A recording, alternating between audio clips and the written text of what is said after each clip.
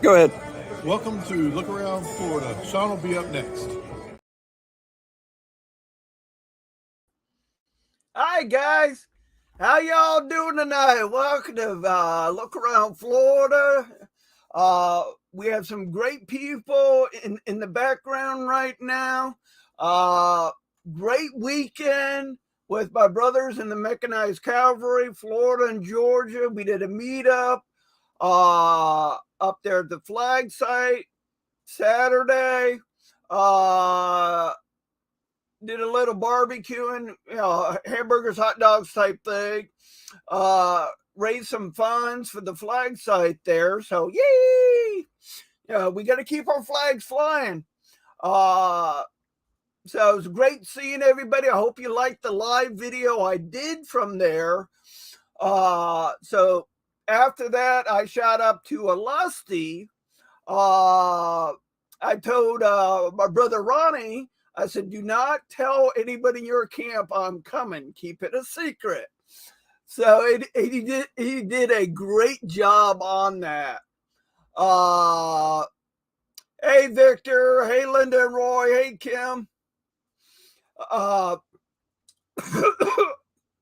Excuse me.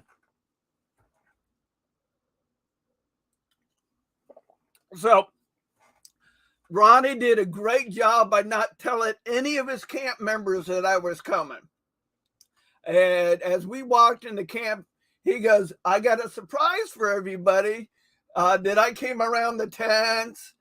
Kim Hoffecker, Rick Roberts, Calvin, Tommy, Jim Odell, Kim Colors were all surprised to see me. It made me feel good. I hope you guys liked the little video that I did after the 15 count that we were going live.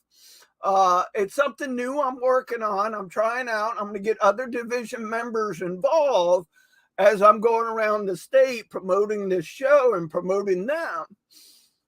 I'm getting with my brothers and sisters, no matter if you're OCR, UDC, SCV, Mechanized Cavalry. I'll be getting with you to see if I get a couple minutes with you to do an intro video or a break video. So Kim Hoffecker got on. I'll run his little short video next Tuesday. Tonight I ran Rick Roberts. Just testing something out. It was an idea I had to get you guys, the viewers, the members of the Florida Division, SCV, and OCR involved with this show. This is about you guys. I just report and go to your events and do reports there on you guys. This show's for you. Keep that in mind. So, great time hanging out with Rick Roberts, Calvin, Kim, everybody with 1209, Jim Odell, Kim Colors, seeing everybody because we don't get a chance to see each other all the time. So, touch base with everybody. Yeah, we talk on Facebook, but that don't mean that's not the same as seeing somebody face to face. You know what I mean? If you're a social bug like me, you know. All right. Let me bring Jeff O'Connor up, do his report on the flags across Florida. Okay. All right, here's my kilt. Told your Mama Hudson, I got me a kilt on Friday night at the reunion. We're gonna have us a little bit of a kilt party. So y'all, I don't even know what place we're staying at in Chiefland. We're staying at the Hampton Inn in Chiefland. Hampton Inn or Quality Inn? Okay, yeah, Quality Inn. Quality Inn. There you go. All right, excellent. Like Sean said, we had a good time up at White Springs. Let's see, we raised over $900 between the Metcalf and I had a bottle of whiskey that made $210 off of it. And so we raised $900 and something dollars. So we got a good game plan for the next year for White Springs. We're going to get some things done up there, finish the tile, regrout it with the money that was given to Commander Tucker.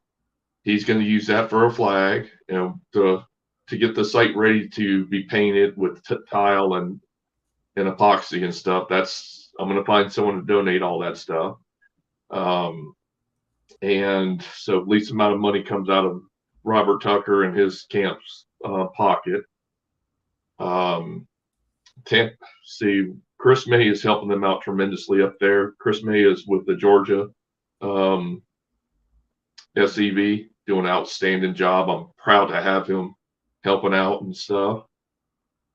Tampa site, we're looking good. We raised our flag up on Valentine's Day, so happy Valentine's Day to everybody. With our little 30 by 50 foot flag. We changed out the flags in the back yesterday. We have 3 flagpoles in the back. We put up the Orphan Brigade, the 2nd National, and I don't remember the other one. I think it's the 1st National. For anybody that's going to the Stephen D. Lee Institute this weekend, I'll be meeting y'all at the flag site on Sunday. I think y'all leave from the hotel at like 8 o'clock in the morning. I will have a donation box there, so y'all can donate some money to help us get that flag site to keep up and running. Very excited about the future of flags across Florida. We're not going to be stagnant no more. I've talked to a lot of camp members around the state. It's looking like we might have 2, if not 3 more flag sites popping up in the next year or so. I just need to get flags up is my biggest thing. Jeffro, is there any idea of location for those sites? Like one of them's Ocala, one of them is in the Miami area. Ooh. That one I'm not 100% on. The Ocala camp with Terry Beasley and Bob Highball up there. They got a great location that I actually, on my way back Saturday, I stopped by and looked at it. It takes a lot. I personally do not believe we're going to put one up this year because it's just so much stuff that goes into it. It's not just dig a hole and put a pole up. There's permits, there's this, there's that, On the Tampa side, we did at least a year before we actually did anything with the grounds on it. Yeah, don't forget with the Tampa site, you even had height restrictions because of the airport. Because of the airport and stuff like that. And technically right now we're not in code because of our height. We're within a foot of code, but we were grandfathered in. So you don't have to put a red light up top? No. If we were 1 foot taller, 2 foot taller, we would have to put a light on top. Because we're at 139 feet above the ground and 14 feet in the ground, which I can say I was one of the people that had to go in the bottom of that hole that day that we put the pole in and had to take the water out and stuff. That was a good time. A lot of good memories, a lot of good guys. Marion Lambert, of course, has passed on. The mindset behind it. Bart Siegel was a big part of it. Yeah. He passed on before the dedication. Jim Davis, of course, his was the biggest part of putting flags across Florida together. Jim Davis, I have known through veterans organizations, and I've worked with him before the SCV. And to me, he's the greatest leader that ever walked in the state of Florida. I'm honored to have worked under him and got a lot of his knowledge. And now I'm chairman of something that he thought of, and it's a true honor. I just don't want to play stagnant, and I want flags up. They're taking down monuments. Let those political guys deal with that side. I'm going to put up flags. I'm going to be putting headstones in. That's what I do.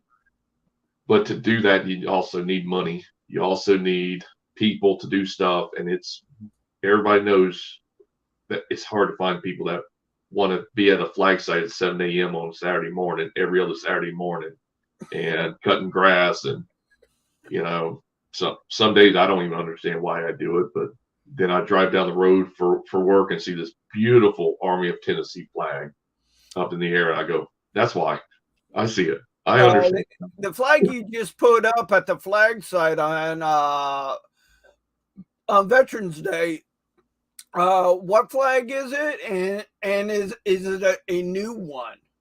It is a brand new one. Butch Fox sewed it together. It's an Army of Tennessee flag, and that's a 30-foot by 50-foot flag. And I kind of forget how big it was until we put it up and realized a star is about 3.5 foot tall. Yep. So it's like, you don't. Butch has always put it up by himself, which he's an incredible person. I'm proud to be learning under him. And we put that up, and Butch said, "Here, you do it." I went, "Dude, I'm still in awe. Been doing this for, I think we're up. It's 2009, so I think we're on year 14, and we might be up to year 15 even, something like that. Since we put it up on President Davis's birthday in 2008, and then dedication was April 24th of 2009. And I always give it a funny story that I got laid off that year in 08, and surprise, surprise, the very next day I started working at the flag site, and right after dedication I got a job. And I'm like, come on, it was God's way of telling me I need to be working on that flag site for 40 hours a week, 7 days a week, and stuff like that. And it's a beautiful one. We got an unknown we got a headstone of an unknown Confederate soldier out there that we just installed in the past couple of months. Outstanding work. It's something that I personally take really personal as the unknown, because that's everybody, there was an unknown. There was a lot of people that are unknown, but they're known to God. And that's really important. But we've been changing up Flags Across Florida a little bit recently. We're still going in the right direction. If you would like to donate to the general fund for Flags Across Florida, go to floridascb.com. Was it .org.com? Give me a minute. I have it right. There you go. Yeah, there you go. .org. You go to the very bottom. There's a place that you can donate. A button you can donate. I've been donating. I donate $20 a month, and it automatically comes out. It says 200. Is that 240 a year? $20 a month is not that much for me right now, and so my $20 comes out. I don't even know it's even there. I would encourage more people, because more money we have, more sites we can get up, more flags we can get, more. The general fund will go to take care of all the flag sites, which are Tampa, Havana with Mark Best. See, Tampa is me, Mark Best, and Kelly Crocker is Havana. Chris, May, and Commander Tucker is White Springs. And of course, the Kirby Smith boys they take care of their site over there in Jacksonville. And they got a beautiful site. I recommend everybody going over there and taking a look. Get a hold of one of those guys. They'll gladly show off their great work and stuff. And Jeffro, and I know other camps have done this. Jim Odell, Victor. If I didn't say hi, thank you all for joining. But Jim Odell brings up a good point. Has the Flags Across Florida have they looked into setting up an Amazon Smile, where people that buy stuff on Amazon, a portion of that automatically goes to? Well, considering Amazon Smile does not give out money as of last Saturday, no. You go on that, it no longer exists. I mean, the page is there, but they don't donate any money anymore. That was I do Amazon Smile all the time, and they have shut down. Got a letter a month ago. I did not realize that, because I just pulled mine up, because I've been donating to the Shy Wolf Sanctuary in Naples, and it's not even there anymore. Exactly. And that's why I was running that line for about 2 or 3 months until I got that email. And some people haven't even seen the email. And so, yeah, Amazon Smile, you can go to that page and it's just an Amazon now. Damn. which, you know, I know for the Florida division that brought in like $50 last year. Yeah. Not much money, but $50 is $50 because I use Amazon on a daily basis almost, you know, at least twice a week. Same here. I mean, I work 5-6 days a week, and I work from sun up to sundown, and anything I need, I order on Amazon and it gets delivered right to my house. So yeah, exactly. I'm not a fan of going to stores. And so, yeah. But we got some good things. I mean, we just last weekend we just tried out we tried out a bottle of whiskey for $210 for a 1-day thing. I think it was like a $30-$40 bottle of whiskey, which you're welcome, Kirby Smith boys. I hope you really enjoyed that. You know, brother Ronnie won it, which I'm very proud of, and he even said he was going to win it, and he did.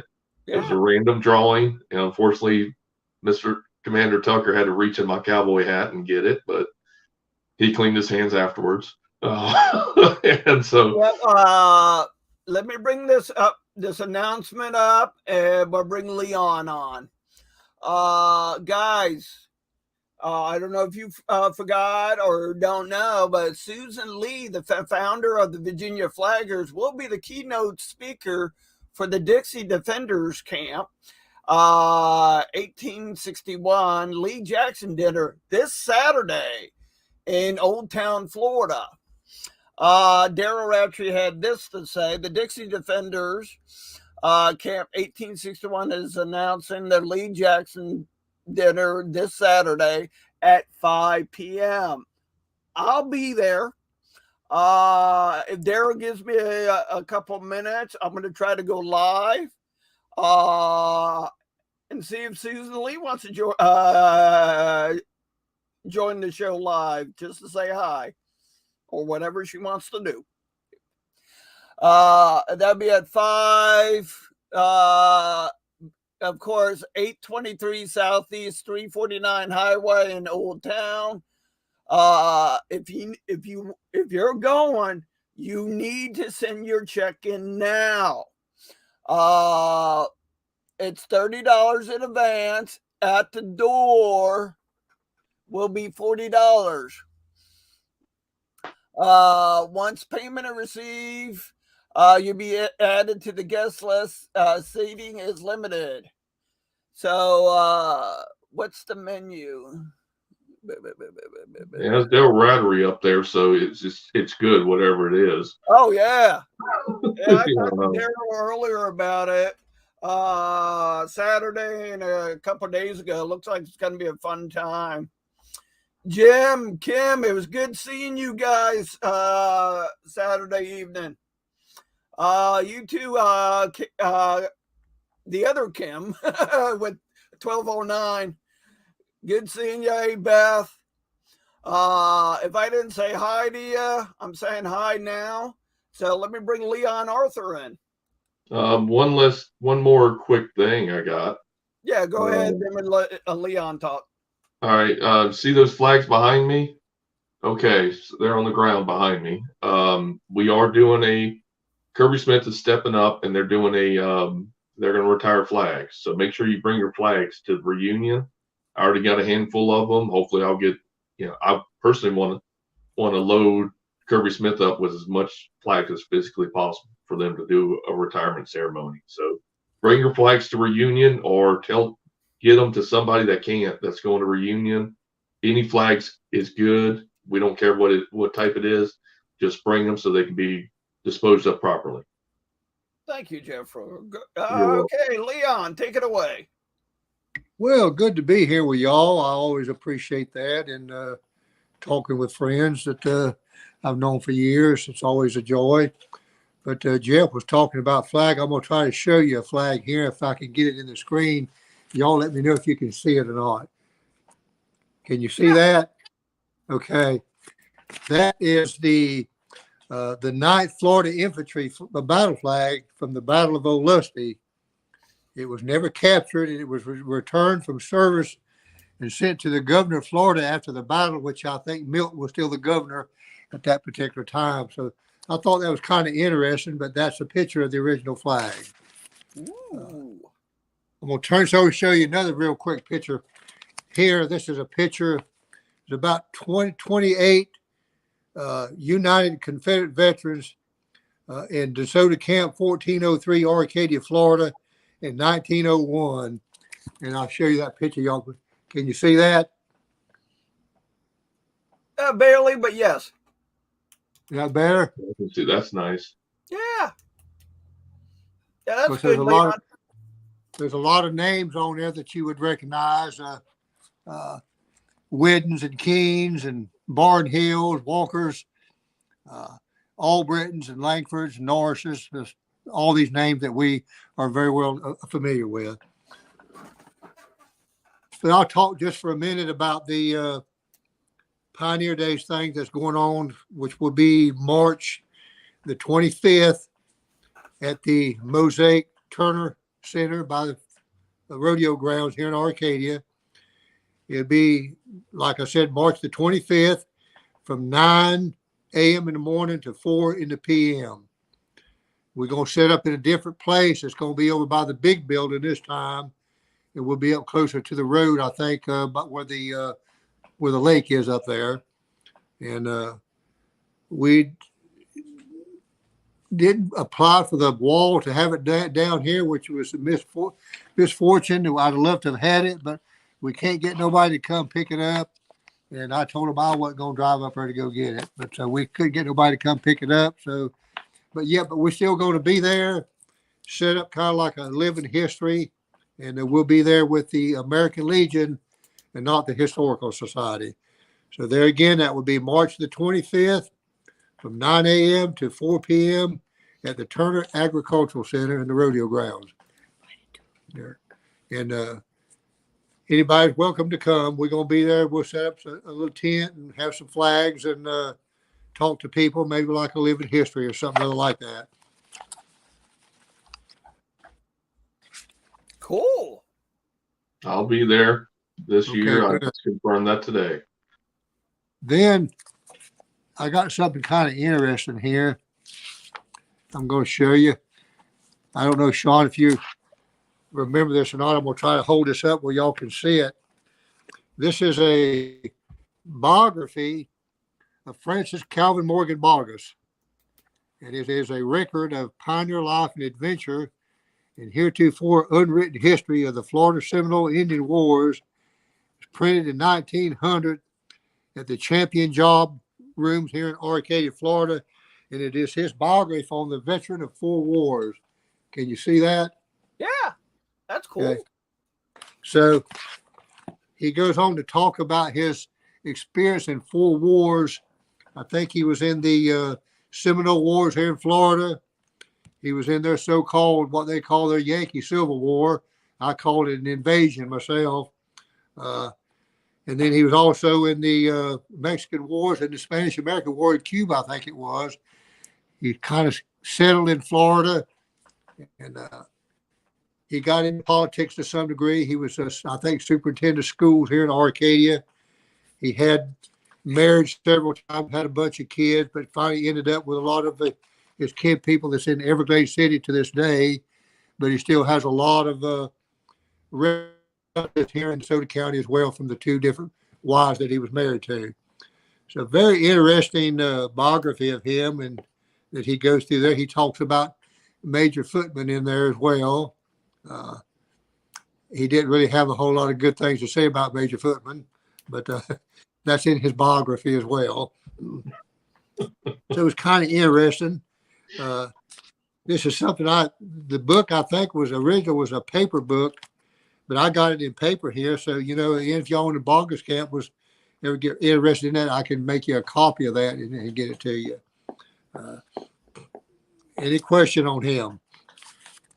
Guys, if you don't understand who Leon's talking about, if you look at the screen in the top left corner, yeah, right above you, Jeff, that is a picture of Lieutenant Boggess.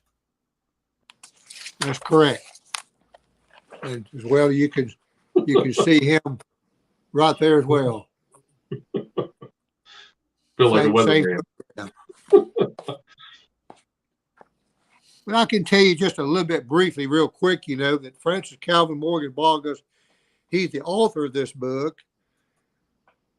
of which the frontier pieces is a true likeness herewith gives the missing links in the history of the Florida Seminole Indians and sketches of 4 wars, which are all actual reminiscences that he participated in by himself.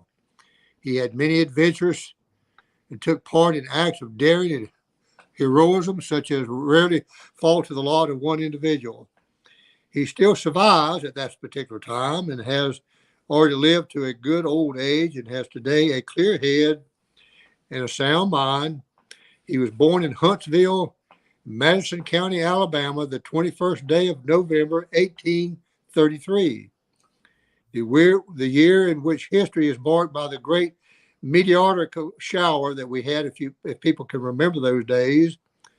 His grandfather, Bennett Bogus, was a Frenchman who came to the United States and served as a soldier under the Count d'Estaing in the Battle of New Orleans with General Andrew Jackson behind the cotton bales. At the close of the war, he returned to France and married and immigrated to the Big Cove in Madison County, Alabama. He settled on 160 acres of land under the Armed Occupation Act. He raised 6 children, 4 boys and 2 girls. Both himself and wife lived to an old age. He was the author. The father was the 3rd son and was named for his father, Bennett, the oldest son. So quite interesting, but then a lot of the kids ventured to other places. I think some went to Tennessee and different places. And there's still a lot of Boguses around South Florida that's directly related to him in one way or the other through these couple marriages that he had.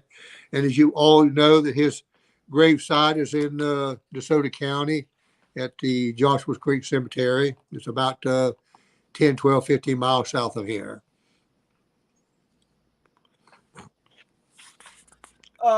In that book, Leon, does it talk about his sister and why she was scalped? It probably does, but it's been so long since I read all of it real thorough that I'm not positive, but it probably does. I got to get a copy of that book from you. Yep, I can make that available to you. Most of it is legible where you can read it. Some of it is not too good. There's one page that's not very good. But he goes into pretty good detail of his adventures that he had in those 4 wars. And I think when he was mustered out of the Confederate Army, I think he was a lieutenant, 1st or 2nd lieutenant. I don't remember for sure. Yeah, because I remember reading a story. He didn't really want to be involved with the war, did he? At first, no, not really. He did not. A lot of them did not want to, And in my opinion, a lot of the Southerners didn't want that war to begin with. It was forced on them. Yeah. And from everything I read about Bogus, the Roberts family, the Knights family, pretty much said the same thing. They really didn't want to get involved, but they were forced to get involved. Sure, they had to defend their homes from an invasion. Yeah, defend their home and their cattle. Exactly.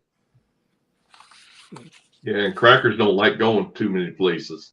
Still to this day, they don't like to move around that much. So yeah, I mean, I have to agree with you. It was defending our state. Yeah. Defending our land. Ben Hill Griffin and stuff like that back in the day. Yep. Or the Ben Hill Griffin family and stuff.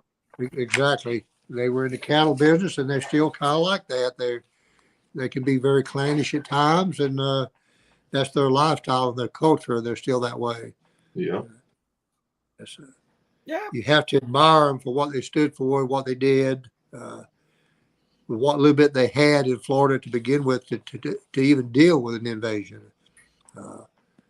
Yeah, because down there in South Florida was very rural area. I mean, not really much population down here, right, Leon?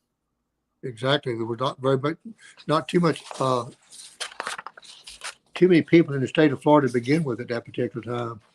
Yeah.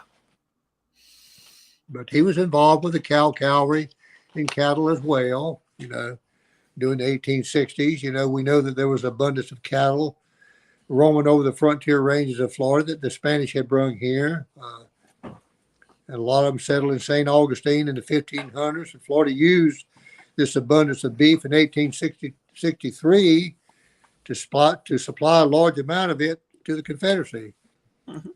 But increasing federal incursion into the state greatly hindered those efforts, causing very little of the precious contraband to get through to the starving troops. And our Confederate Army was starving to death.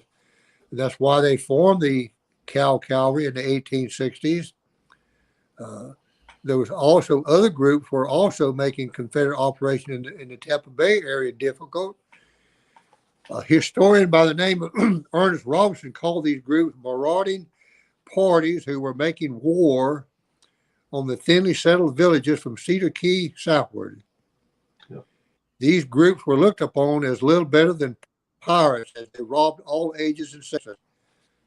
As the Confederate armies in the North were slowly starving, a decision was made by authorities in Florida to combat this situation, and special units of cowmen were formed on the Florida frontier to help fight off the Federals and a large number of Confederate deserters that aided them.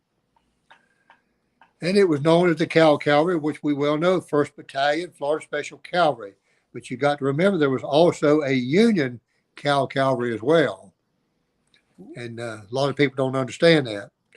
There was 9 companies with approximately 900 men. And these men, their job was to protect the cattle from the Federal raiders and rustlers. They also oversaw the cattle drives that supplied the Confederate Army as far north as Savannah and Charleston. One of the companies, Captain John T. Leslie's Company B, 1st Battalion, Florida Special Cavalry, was formed here in our area of Hillsborough County, Florida. They were stationed in Acapulco, which I have a hard name pronouncing that word, but it would be in the area of Plant City today. And they patrolled areas from Lake Okeechobee to Bayport in Hernando County.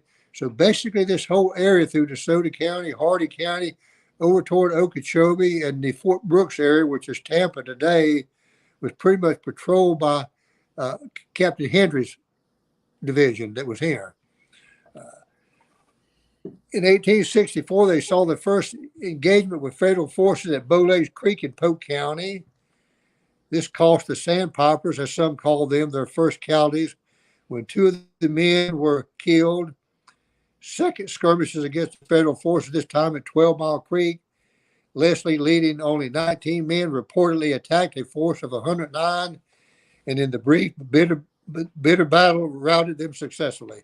The night of July the 10th, 1864, saw the 3rd incident with Union troops. From Leslie's own account, these brave men of the Cow Cavalry attacked a force of 800 Yankee soldiers, burning and destroying property on their march, and they defeated them as well. So it goes on. We know that the Cow Cavalry was surrendered with everybody else. But this is what we call a look around Florida, because this was a lot of Florida history that took place. And we should be very proud of our ancestors and what they did here. Yes, sir. And to get off and bog us just a little bit, the Cow Cavalry, I found something today when I was going through some paperwork that I thought was very interesting. But this came out of an 1893, a newspaper editor wrote about his sentiments toward Confederate Memorial Day that reflected the feeling of millions of Southern men, women, and children that is still felt today. This editor from Tennessee wrote, "When we lay roses and lilies above the tombs of our dead brothers, we are not perpetuating strife or giving embers to sectional fires. We're simply honoring valor and giving tributes of gratitude to the record of nobility and suffering. These brothers, lovers, husbands who lie there fell in no lost cause. No cause is lost which develops so much of the godlike man, which calls for so much that is splendid and sacrifice and love. We will forget someday all the bitterness and hatred, but as long as truth and honor are loved is in the world, we will not forget the reverence due to those who made the history of a people eternal and wrote the immortality of a dead cause in blood and tears above the tombs of issues which have passed away. It is for this reason, for the reason of the lives and deaths of our Southern soldiers, that the conquered banner will be remembered when many a victorious standard is forgotten. When all the swords of the world are made into plowshares and war shall be a dream of old traditions, the history of the South would be an inspiration to the noble and the men it produced, examples to the men that shall be. And I believe that will be true, regardless of how much we are persecuted today. That will go on and on and on. We will not lose that. And as long as we're alive and got breath, we won't lose it. As long as we remember Memorial Day and we remember our people that died, who sacrificed to protect our lands and our loved ones, their sweethearts and wives, we will never forget it. It will still be in the hearts of people, even in generations to come. That's what I think, anyhow. Cool. And John T. Leslie and his brother that took care of, at the time, what we called Western Hillsboro, it's present-day Pinellas County. They're both buried right outside of, in a cemetery right outside of downtown Tampa, which would have been right outside of Fort Brooke, because all of downtown Tampa at one time was Fort Brooke. Exactly. It's I forget if it's Woodlawn or Oaklawn. It's one of the two. I get those two mixed up. But they're buried in there, and they're very well taken care of. They get a little bit of D2 every couple of months. Every time I go down and say hey to them, and they get a brand new flag. So if anybody wonders where my small flags are at, well, go to downtown Tampa. So, well, I can say one thing for sure: the Jubal Early Camp in Tampa up here, they picked out a good name for their namesake. yep. Excellent choice of what that was. Jubal Early. Never, in his source, in his book, the Jubal Early, he wrote a memoir of the last years of the War for Independence in the Confederate States of America. And this is what he had to say. Jubal Anderson Early wrote what he thought of the men from the South that fought for the Union when he wrote, in other words, what we call scallywags today. There were men born and nurtured in the southern states, and some of them in my own state, who took sides with our enemies and aided in desolating and humiliating the land of their own birth and of the graves of their ancestors. Some of them rose to high positions in the United States Army and others to high civil positions. Jubal Early says, I envy them not their dearly brought prosperity. I had rather be the humblest private soldier who fought in the ranks of the Confederate Army and now maimed and disabled, hobbles on his crutches from house to house to receive his daily bread from the hands of grateful women for whose homes he fought, than the highest of those renegades and traitors. Let them enjoy the advantage of their present position as best they may, for the deep and bitter execrations of an entire people now attend them, and an immorality of the infamy awaits them. As for all the enemies who have overrun or aided in overrunning my country, there's a wide and impassable gulf between us, in which I see the blood of slaughtered friends, comrades, and my countrymen, which all the waters in the firmament above and the sea beneath cannot wash away. Those enemies have undertaken to render our cause odious and infamous. So I think Jubal already picked a good name for their camp. I think we did too. And I think you could like it. Yeah, if I'm not for certain, Jubal Early did not sign secession papers to join the Union until a while later. Am I correct? See, to me, you might be right. Yeah. I know it was not at Appomattox, obviously, but I want to say it was like a year or two later. He was in prison at the time, if I'm not for certain, something like that. He didn't want to join the Union because he did not believe in it whatsoever. So we're unreconstructed, and that's what we're proud of. Well, and I am too. That's what we do in the Cal Cavalry. All right. Does anybody have any questions for Jeffro or Leon? Jeff, how's the flags holding up? Do we need any flags? At Tampa Flag Site, Yes, at the Tampa flag site. we just put up a brand new one. So right Okay. now we got a total of 3, and the one that's up right now, the Army of Tennessee, is brand new. Butch just sewed it together. He got it done. I think he said we put it up Valentine's Day, and I think that was a Tuesday. He put it up. He got it together Sunday night, and so he's working on. He has our flags good. I just got 2 more flags to give him to sew up and stuff. Okay, so you're collecting the funds for the new flags. If we had to buy a new flag, you collecting the funds now, opposed Yep. to Mike Herring. Correct. Yeah, I'm in charge of the Tampa site and chairman of Flags Across Florida right now. Okay. Took that Because over. every time when Mike was heading that up, I always told him, if you need a new flag, to be sure to let me know, because I want the money to keep that flag up yonder. Because I'm with you on that. We need to fly the flags. We need to get them up. I will be at Pioneer Days down there on the 25th, where you're raffling off a pistol.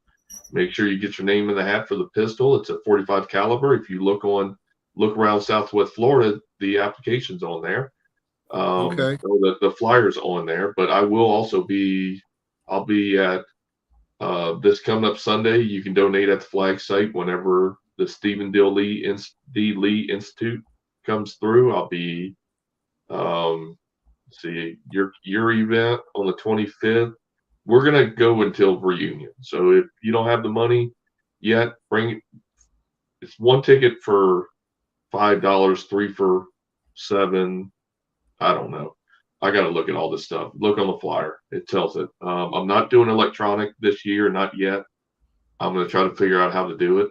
But all the money raised for the pistol will be split between the Order of Confederate Rose and the Tampa Flag Site. Well, when's the drawing going to be at the reunion? It's going to be at the reunion. Okay. Actually, mine and Mark Bess, they have a 38 caliber, I believe, or 36 caliber gun. We're going to pull it at around the same time for their flag site up there in Havana. Are y'all, besides the Tampa camp, Mark Bess's flag site, does that also go with Commander Tucker, Chris Mays, White Spring? We do not have a raffle going for them quite yet. We just did that one quick one on Saturday for the whiskey. Yeah, but which group was it, Jeff, that was trying to sell bricks? That was for the monument the new monument up there in Georgia. And I want to say it was not Calhoun, Georgia. It's Toombs, Sergeant Toombs camp up there in Georgia. They're going to be putting up a brand new monument. They'll be the first monument, I think they said, that went up in Georgia in over 100 years, since early 1900s. And Confederate monument. It'll be the first one going up in Georgia. Yeah, I got the flyer right here, Jeffro. Greetings from the Robert A. Toombs Camp, 932. Whoa. In cooperation with the Georgia Division, Sons of Confederate Veterans, we are happy to announce the construction of a grand monument and memorial park honoring our ancestors. In a society of constant attacks on our heritage, this is a moment undertaken all of us involved. We ask for you to support, and we'll have activities where you can support the first construction of a new monument in Georgia in almost a century. Our primary fundraiser is an engraved brick paver honoring your Confederate ancestor in memory of a loved one or yourself. The bricks are $40 each. You may order as many as you would like, and can be ordered no matter where you live. The bricks will be shipped to the monument site and placed as a walkway around the monument. Okay. I thought I put that on the page, but apparently I didn't. Yeah, so I had a long talk with those guys. We're going to have a meeting next week since I've obviously helped put together the Tampa flag site. Flags Across Florida is giving them 100% support behind them at whatever we can do. I would love to do a fundraiser for the guys sometime after reunion. I'm thinking that might be our best way of going is for every event, do one item for the event. People can take it home. But I definitely want to support those guys and talk with the rest of the people with Flags Across Florida. They have our 100% support. I cannot wait to go up there for the dedication, hopefully within the next year.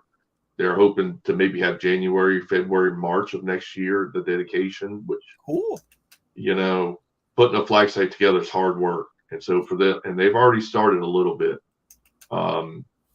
And I cannot wait to talk to these guys. I'm really pumped up about this, and I think it could be the next forest reinterment type of activity for the SCV up there. And obviously, we're going to get them to come on this show. I'm going to, you're going to hear me talk about it a lot because I really am excited about this park they're putting together. And Jeffro, is Chris May involved with that, or?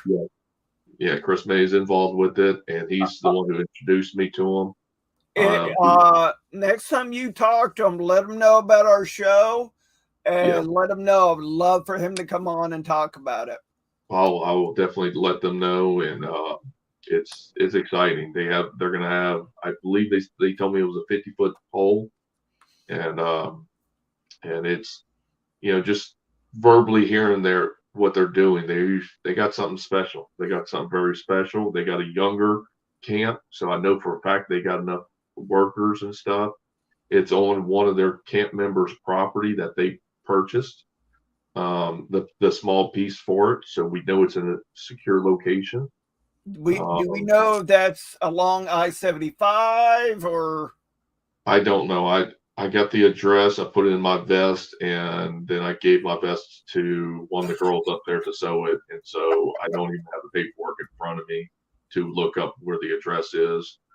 Her name is Donna, and her husband's name is Todd. That's about as far as I can remember. So that's sewing my vest together.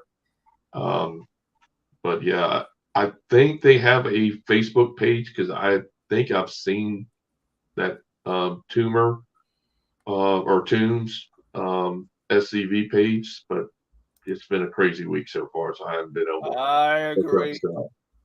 But we're also gonna for anybody that can't get rides to anywhere, reach out to an SCV member, post it on our site. We can we want more people active. And if you can't get somewhere, that's not an excuse because you got someone close to you that's probably going to be going. So I know me and Sean ride together.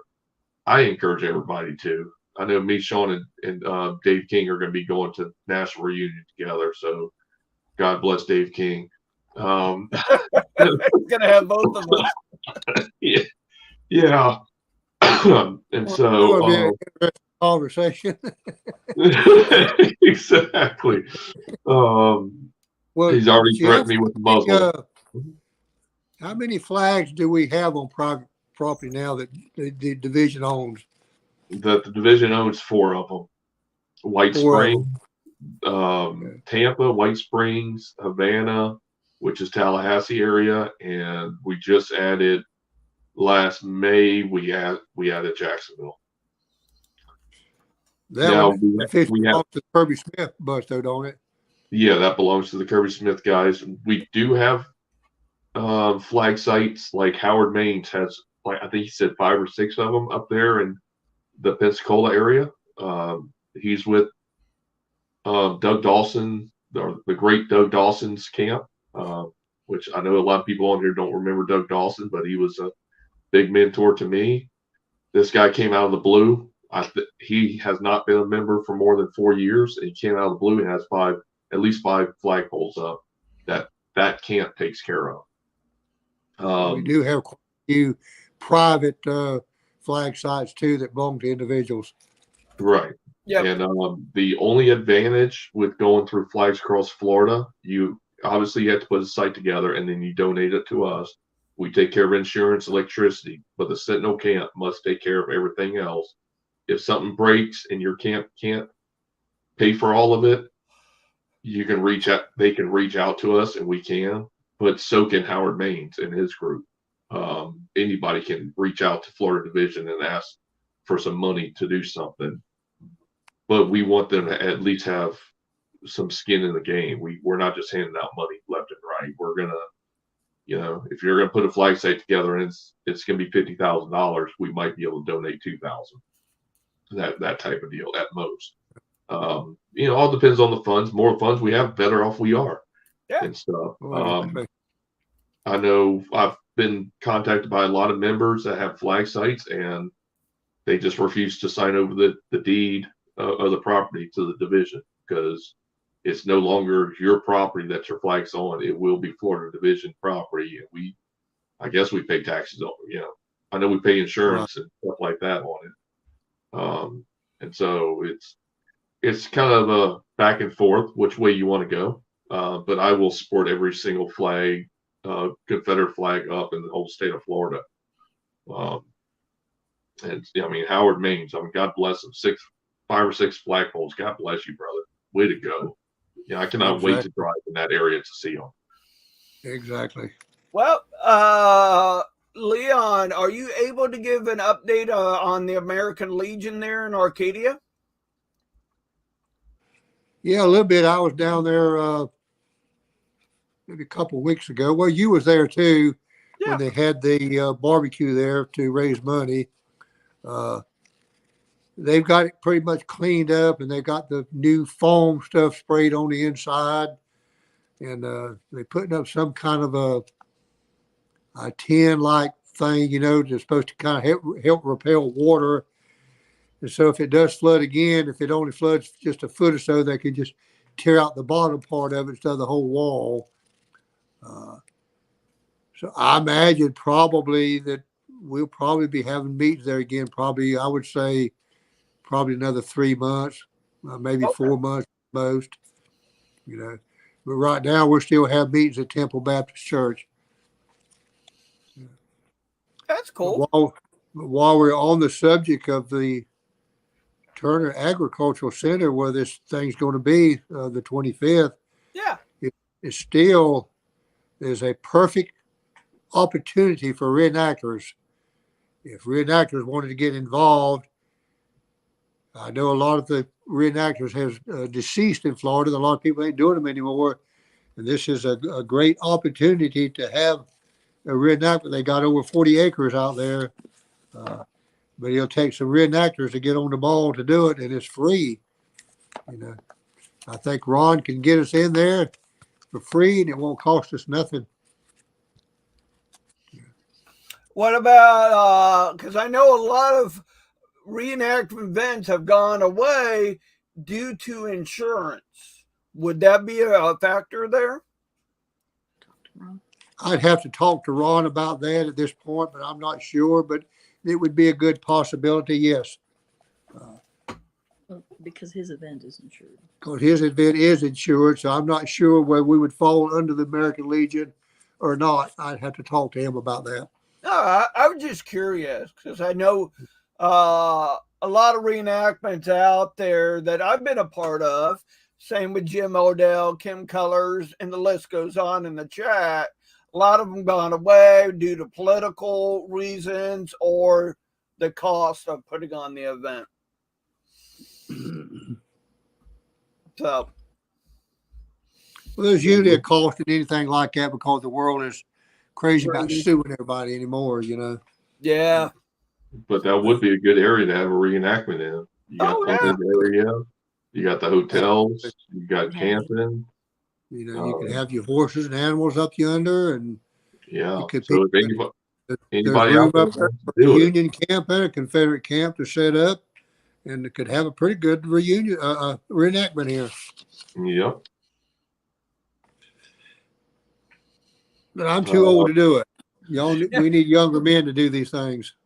I'm too busy to do it. I'm just about right there with you, Jeff. But remind everybody we got sign up for Division Reunion. You need to get your membership in or your registration in. We got a couple of amendments this year. One that I'm very proud of and I'm really pushing for it to pass is one to switch up locations of Division Reunion. I would love to start visiting different towns of from our camps, and I know it's a lot of hard work, but man, I would love to, Jim Odell, I would love to come down to your area. Love to have something in Arcadia. Love to go up to Jacksonville. Tallahassee boys, where y'all at? I'm gonna kind of push for it. That's my number one one that I really want. I want to start visiting new places and stuff. And nothing against Trenton, nothing against Ocala, but let's switch it up. Let's get our summer vacation, start of summer vacation in a different location every year. So because nothing against Trenton personally, but I miss the days when we had the division reunion and the motel all in the same spot. Exactly. And that's my opinion, because most of anything can fly out of my mouth. So put the thing up, yes. Yeah. I miss the days where you could have the meeting, you go to the hallway with all your brothers and sisters, and you catch up with each other till about 4 o'clock in the morning. Some 24 hours. and then you get up the next morning and go into the meeting and stuff like that and act like you're sober. It's great. No. Yeah. Remember, Sean, me and you talked about that amendment to have the reunions in different places in different areas of the state. Yeah. When we was over to Brighton on the Seminole Reservation over yonder. Yeah. We went that hall in. They got a room in there, a big auditorium in there that holds over, I think, 500 people. Wow. And that would be, well, Delina says about 800 people. Wow. It's a big, big room. I think you remember seeing it. And I believe it can be rented. It would be a good spot to have a reunion there. Well, it'd be great. The bad part about it is there's no motels around that area close at all. Yeah, that would be a great location. Not only that, to support our brothers, our Native Americans, the tribes that served with the Confederacy. Yeah. It's a beautiful building. I don't know whether they would lease it to us. I know they do lease a lot of that land out over there for people and for restaurants and stuff. They will not sell you the land, but they will lease it to you to put a restaurant up or something like that. But they keep control of the reservation. It's their land. And I don't see why they wouldn't rent it to us. It's money. Everything involves around money. Yeah, I'm surprised. Yeah, with the casino, a lot of different powwows that I see and all that, they don't have more places for people to stay. Well, they are going to build a hotel there. Probably within another year, they're going to have a big hotel there for people. Oh, that's cool. They're by the casino. So if they get that hotel built, that would be a good spot because there would be rooms available. And then you'd have the convention hall as well. which is not more than just 2 or 3 blocks away. Yeah. And it'd be a great setup if they would lease it to us. I don't know why they wouldn't, but as long as we got the money, you know. Now, because I know you and Klaus, you were able to go inside the Veterans Building. How was that inside? It was nice. It was very nice. We got to go back. I was impressed by it. I want to go over and see it again. I told Ron when he get himself straightened out that he'd love to go over and see that himself. It was very nice. Was there anything in there to do with the Seminoles in the War of Northern Aggression in there? We asked. None that I could find, but I did leave some information over yonder for somebody to contact me, but so far nobody has contacted me. Yeah, that's the same I got in Big Cypress. Yeah, I went in the museum there and asked for help because me and you were doing research on the Seminole Mounted volunteers, and gave them a copy of a mustard sheet and that, and I haven't heard anything back yet. I'm sure if they got that hotel built over, you know, and we had a big reunion there and had a whole bunch of people there, that the Indians would love for you to come down to the casino and gamble. Oh, yeah. They would welcome that, I'm sure. Okay, Jim Odell said something on here. I want to. Big place, you know, that big Veterans Building is a big, huge building. I'm just guessing, but I imagine it probably cost $1 million. Probably. You know, and the building is shaped like a 5-pointed star. Okay, Jim. Okay, they were. Point of Hey, those stars. Leon, The big auditorium is right in the center of the star. Yeah, Jim Odell, he said the first Seminole Mounted Regiment was under Stan Waddy. Correct. I would have Okay. to go along with that. Yeah. Jim Odell, to answer your question, whenever you put down, it would be a brigade level to be able to host for us smaller camp. No, don't give me an excuse. You can pick up the phone and you can find a convention center. Not to be rude or anything, but Division has money for it. You find a place, you get a price, and you submit it. I mean, if this goes through, Yeah. I would personally prefer a smaller camp. Nothing against big camps, but you know, the smaller camps is what we'll never see, and that's the camps I want to go to. I want to go to Jim's camp. You know, a lot of good brothers over there and sisters over there, money wise and stuff. But Division has money for this, for the reunion, and what they'll do is, of course, you got to do all the legwork, which is hotel and a place to do the meetings at, which, you know, most events that you put on, you got to do that for anyways.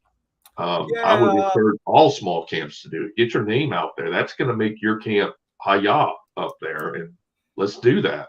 Yeah, as we get closer to reunion, I'm going to get Rick Roberts and Calvin on, because I'm definitely listening to you guys on some of the questions you got. I think if this does pass, I would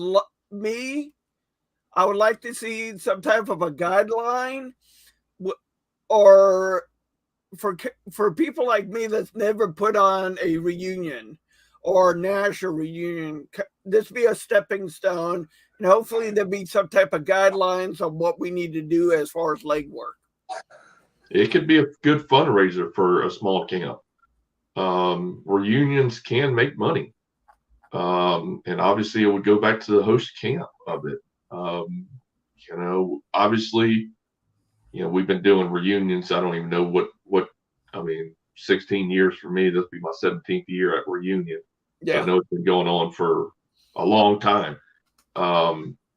And so obviously there's paperwork that you can read and stuff like that, but trust me, Commander Hart will provide 100% support. I mean, that guy gives more support to everybody in the whole state than I've ever seen in a very long time. I mean, if you want to know support, just look at my at Olusty. I tried to go live, but internet issues. So I recorded Calvin and Rick and Kim and all that. But guys, we've been going at this for 1 hour and 6 minutes. I know some of you guys are tired and worn out. Jeffro, Leon, do you guys have anything else? Keep it That's southern. good for me. I'm just glad y'all got to see me. It's always a good time with you, Leon. If anybody wants to come to Jubal Early Camp meeting, it's going to be Saturday, March 11th at the Pioneer Florida Museum at 9 o'clock. Hopefully we'll have a guest speaker we're supposed to confirm it tonight, Randy Bailey from the Clearwater Stonewall Jackson camp. Ooh, I might come up for that one. It's a good time. Yeah, we do it first thing in the morning, 9 o'clock. I'm always there early because that's what I do. Well, you have no life. Yeah, I have no life, especially in the morning. And so, come on up, and then, we do the meeting, and then we hang out, talk for a little bit afterwards. It's a business meeting. We'll get business done, and then hopefully have Randy Bailey talk. And I know he's talked at Reunion a few times. He's the guy can talk about anything. He's very brilliant. Very proud of his brother and stuff. Yeah, when the St. Pete boys invited me to their Lee Jackson thing, I mean, Randy, if you need a guest speaker for your camp meetings, go on the division page. There's a list there of guest speakers that won't come to your camp meeting. Yours truly, Randy, and the list goes on. Everybody else on this thing. All right, Jim, Linda and Roy, Victor, Kim Colors, Beth, the list goes on. Great seeing you all. Glad you joined the chat and the conversation tonight. Like I said, we've been going at this for 1 hour and 10 minutes. I hope you all have fun. I'm going to end the show with a video. Hopefully I click on the right one. Stay Southern and don't let the bastards grind you down. So let's end with this video. Have a good night, all. If anybody wants to stay around after the show.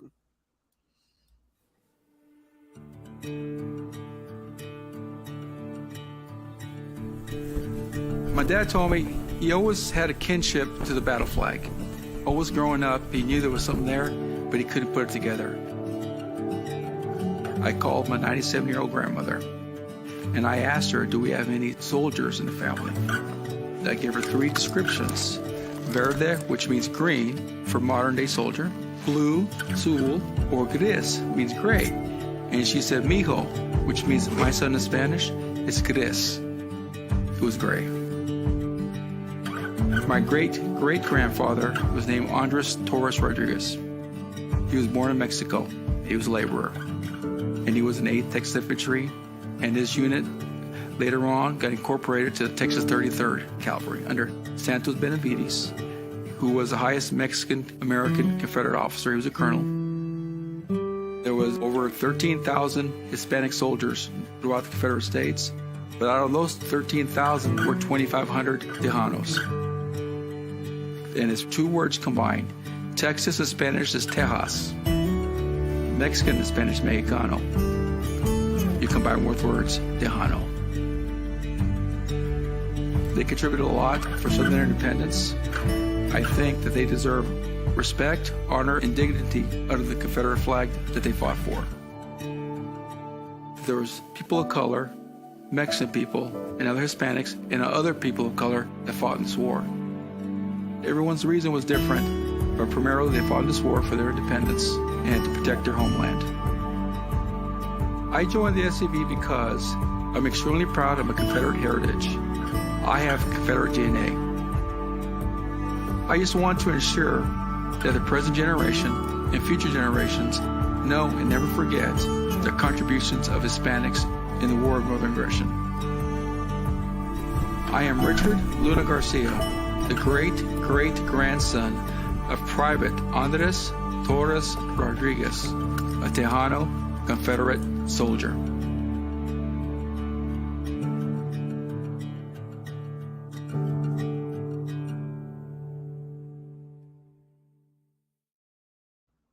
Thank you all for joining tonight. Have a good night.